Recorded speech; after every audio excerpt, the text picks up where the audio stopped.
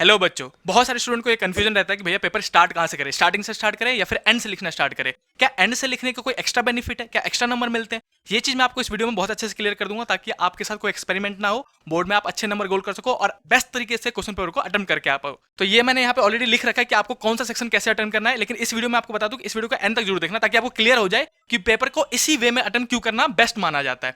देखो सबसे पहले देखो जब आप पेपर स्टार्ट करते हो तो सबसे पहले हमारी प्रायोरिटी क्या होती है कि हम जब जाते हैं पेपर में तो बिल्कुल फ्रेश माइंड होके जाते हैं ना। हमारे दिमाग में बिल्कुल सारा डाटा रहता है, पूरा पूरा सब्जेक्ट जो हमने रिवाइज कर रखा है पिछले 2-3 दिन से वो सब कुछ रहता है। तो आपको करना क्या चाहिए, सबसे पहले हाई वेटेज के क्वेश्चन अटेम्प्ट करने चाहिए, क्योंकि जब आपका माइंड फ्रेश होता है तो उसमें आप ज्यादा कंटेंट लिख पाओगे। इसीलिए हम कहते हैं बच्चों को सबसे पहले जो आपको करना है वो सेक्शन डी अटेम्प्ट करना है। सेक्शन डी कितने नंबर के हैं? 3 क्वेश्चन है अपने पास 5 मार्क्स के। देखो 5 नंबर के क्वेश्चन में कुछ नहीं तो कम से कम 2-3 पेज तो आपको भरना होता है ना। अगर आपके पास फ्रेश माइंड में आप हो तो बिल्कुल 2-3 पेज भर सकते हो। अगर आपने 2-3 पेज भरा है तो आपको हो सकता है फुल मार्क्स मिले, और अच्छे से सजा सजा के लिखना होता है, क्योंकि हाई मार्क्स का सिंपल सी बात है 5 मार्क्स का है। आप डाटा लिखोगे, कंटेंट लिखोगे सीबीएसई बोर्ड में, तभी तो नंबर मिलेंगे ना। इसके बाद अगर सेक्शन डी हो गया आपका तो 15 नंबर आपने अटेम्प्ट कर लिया, और जितना एक्स्ट्रा पेज लिखना होता है वो इसी में लिखना होता है 5 नंबर वाले में। इनमें नहीं लिखता। मैंने कितने बच्चों को देखा है वो एक एक नंबर में आधा आधा पैराग्राफ, मतलब एक एक पैराग्राफ लिख के बैठे हुए हैं, मतलब आधा आधा पेज लिख के बैठे हुए। क्या मिलेगा? एक नंबर में एक ही नंबर मैक्सिमम टीचर दे पाएगा आपको। तो आपको ये गलतियां नहीं करनी है। आपको जो तरीका मैं बता रहा हूँ वो बेस्ट तरीके में से एक है ताकि आप इजीली हाई स्कोर गोल कर पाओ। तो सेक्शन ई, अब जो सेक्शन डी के बाद है अपने पास दूसरा है वो है सेक्शन ई अटेम्प्ट करना। सेक्शन ई में क्या अपने पास 2 क्वेश्चन होंगे 4-4 नंबर के। ये आसान क्वेश्चन होते हैं, थ्योरेटिकल क्वेश्चन होते हैं मोस्टली, जो कि आप इजीली अटेम्प्ट कर सकते हो। तो दूसरे नंबर पे इसको अटेम्प्ट करना है आपको। तीसरे नंबर में अगर मैं बात करूं तो section C. Section C important section में से एक होता है, मैं फिर से बता रहा हूं आपको, मतलब इसको हम टफ सेक्शन भी कह सकते हैं।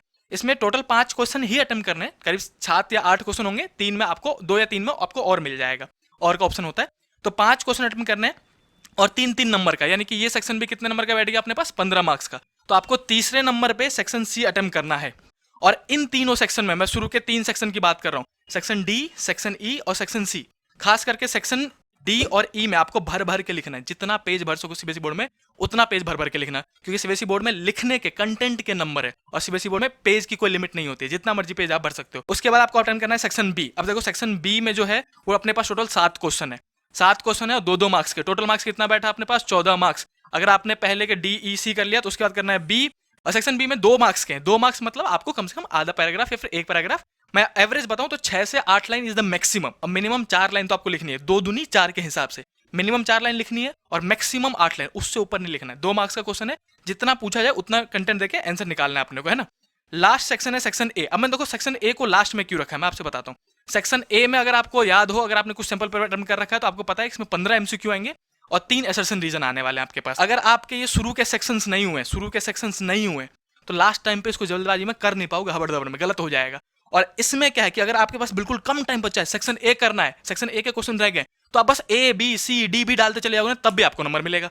तो सेक्शन ए को तो सबसे लास्ट में अटेम्प्ट करना चाहिए, क्योंकि इसमें सिर्फ ऑप्शन भी लिख दोगे तो भी चलेगा, पूरा आंसर लिखने की जरूरत बिल्कुल नहीं होता। सिर्फ सेक्शन ए में सिर्फ ए बी सी डी डालते रहो, जो भी आपको ऑप्शन लगता है। जो नहीं हुआ दोस्त बता भी देते, कोई बगल वाला बताता है, कुछ भी चल जाता है। लास्ट टाइम पे अगर आप सेक्शन ए छोड़ते हो तो लास्ट टाइम पे अटेम्प्ट होने के चांसेस होते हैं इसके कि सही से अटेम्प्ट हो जाएगा।